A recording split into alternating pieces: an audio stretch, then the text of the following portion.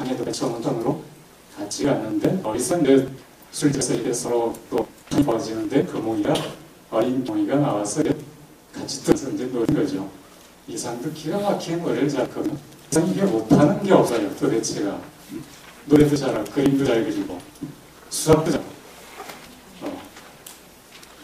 또 나쁜 것 잘했어요. 아무튼 그 상상이 맞기도록 하고 그렇게 해서 둘이 굉장히 친해지면서 예술적인 동지가 된 거죠. 말하자면 예술적인 동지. 그래서 그 이상이 34년대 오감도를 발표하고 그 다음에 세상이 너무 자기를 이해하지 못해주니까 15시간으로 끝냈는데 나중에 왜 내가 계속 이것을 여러분들께 발표해서 여러분들에게 강력한 메시지를 주어주느냐 라는 것을 써서 신문사에 보내려고 했는데 그만 보내지는 못했어. 그것을 박태원이라는 가장 친한 친구가 가지고 있었어요. 나중에 죽고 나서 이어서 여성지의 그거를 발표했어요. 이상이 이런 걸 썼다. 거기 보면 이상이 있다. 내가 쓰니까 시만 따지는 거예요. 시 외에도 뭐 수학적인 그런 이론, 기하학적인 이론, 또 뭐 소설 또는 수필 그런 거 얘기해요. 빼고 1000점이 있었는데 그 3000점에서 30점을 보낸다. 30 곤란하느라고 내가 애를 썼다. 여러분들 시 한 편을 노트 한 페이지라고 생각한다면 3000페이지가 되는 거죠. 그죠? 한 페이지가 넘는 시도 있고 안 되는 시도 있겠지만 평균으로 따지면은 한 페이지겠죠. 그럼 3페이지의 노트가 있었다는 거예요. 시에서는. 아시겠어요? 그 위에도 상당히 많다는 거죠. 그 위에. 그래서 아니 생전에 여러 가지 발표하고 투구하고 또 이상이 죽고 나서 유고작으로 또 자기 친구들이 내놓고 그런 거 다 빼고 나중에 이상의 나머지 유고작은 어디에서 나왔는지 아세요? 청계천 헌책사요. 거기 주인이 평상시 화장실 갈 때 하나씩 뜯어쓰던 노트인데 나중에 그걸 보다가 그 한양대학교 조현영 교수의 대학원 학생이 청계천에 헌책을 사러 갔어. 사러 이렇게 가는데 뭐 휴지로 이렇게 노트 하나가 있는데 이렇게 근데 뭐 자꾸 이렇게 보니까 주인이 아니 뭐 가져가서 쓰라고 그런 거예요. 그 휴지로 쓰라고. 그 이 학생이 가져왔어. 반짝하고 같이. 그래서 이렇게 보는데 아무래도 이상한 거예요. 뭐가 수상해. 이게 뭐가 있는 거야. 그래서 조현영 교수한테 이제 갖다 드렸어. 그래서 이 양반이 쭉 보니까 이게 이상해 어떻게 다 뜯겨져 나요. 이제 화장실 정리두개 다 들어가고 조금 남은 거 조금. 그거를 나중에 이제 번역을 해서 전부 일본어로 된 거였으니까 그거를 번역해서 발표한 게 유작시들이에요. 뜯겨져 나간 게 얼마나 아쉬운지 한때 내가 이상연구 책을 막 쓰고 나서는 그게 너무 분통이 터져서 혹시 그런 노트가 또 있을 것 같아서 청계천 한번 뒤질 뻔했어요. 뒤지지는 못했어요. 그게 이상이 변동님하고 결혼하고 동경에 가서 죽었잖아요. 변동님이 거기까지 달려가서 물론 다 수습하고 돌아와서 이상 이제 오늘 보니까 옥류동 부근에 이제 이상 집터가 있다고 이렇게 돼 있는데 사실 살기는 너무 청계천 부근에서 살았죠. 청계천의 그 허술한 청계천 5가 쪽에 날개에 나오는 33번지 댐도 없는 그런 집. 서정주가 찾아가니까 바로 들어가면 그냥 문이야 바로.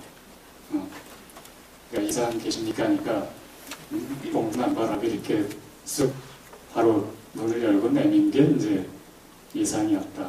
그 안에 보니까 금몽이가 있더라. 이런 얘기지 이제.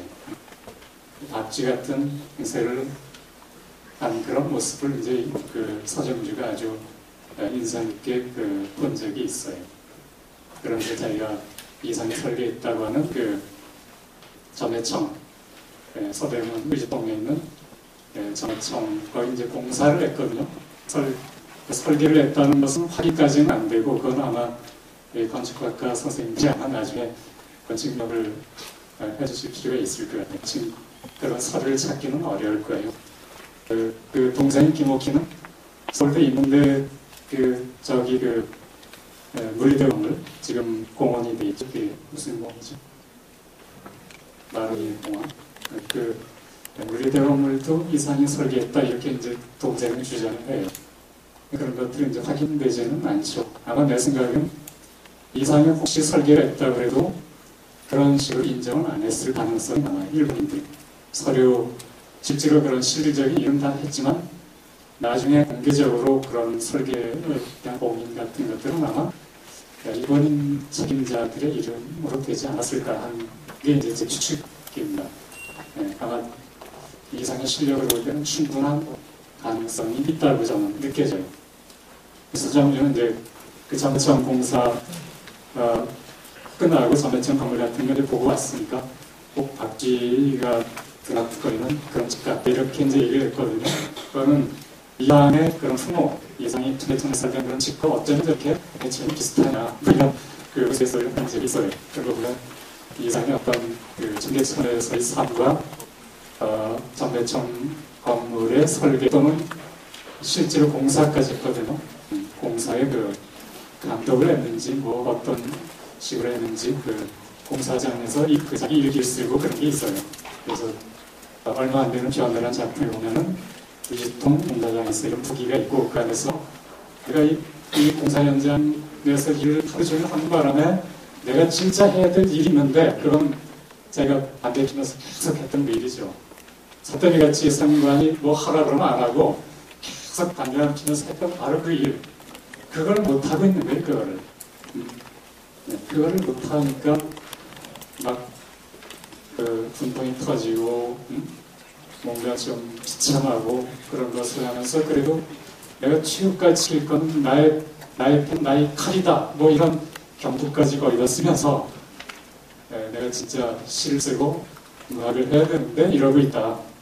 이런 얘기를 했어요. 그래서 제가 이게 뭐 앞뒤 뒤죽박죽인데 아까 다시 그 얘기를 돌아가자면은 중국에서 이렇게 근무를 하는데 계속 단단한 피워대는데 그게 전부 그 노트의 어떤 엄청난 노트.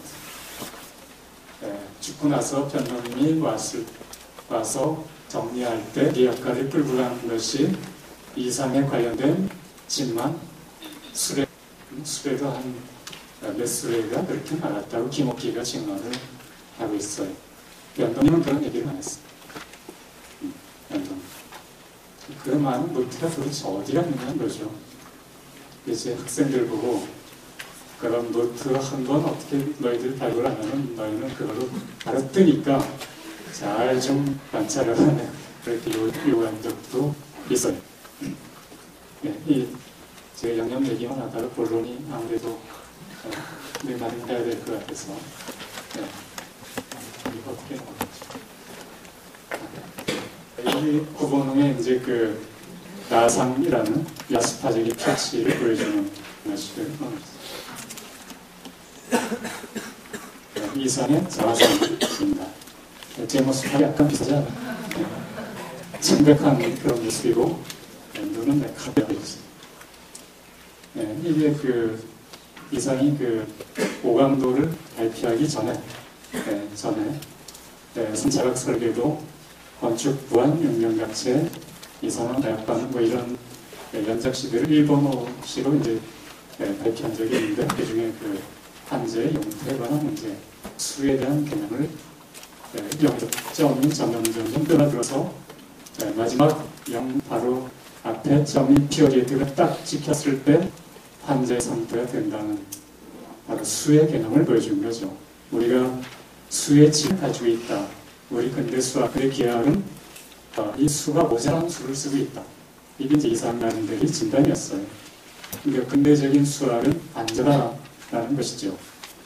근대 기하도 마찬가지고. 그래서 이것은 오감도에서 비슷한 테마를 전부 숫자가 어떻게 뒤집혀 있죠. 거꾸로 거울상으로 뒤집혀 있어요. 그것은 이상의 거울 이미지는 광학적 이미지인데 이전적인 그런 광학적 영상 속에 우리는 다 닫혀있다. 감옥의 이미지죠. 감옥. 즉 근대적인 광학의 세계, 우리 3차원적인 그런 기압과 광학 그 어떤 선의 가장 극한적인 세계인 광학적인 세계조차도 이런 표면적인 거울 세계와 같다. 거울은 일종의 알레고리 세계예요. 근대적 형식의 알레고리입니다. 제가 이렇게 거울 이미지에 대해서 해석하기 전까지는 거울 이미지에 대해서 전부 반대로 해석들을 배웠어요. 지금까지는. 오히려 거울을 가르치는 어떤 심리적 그런 상.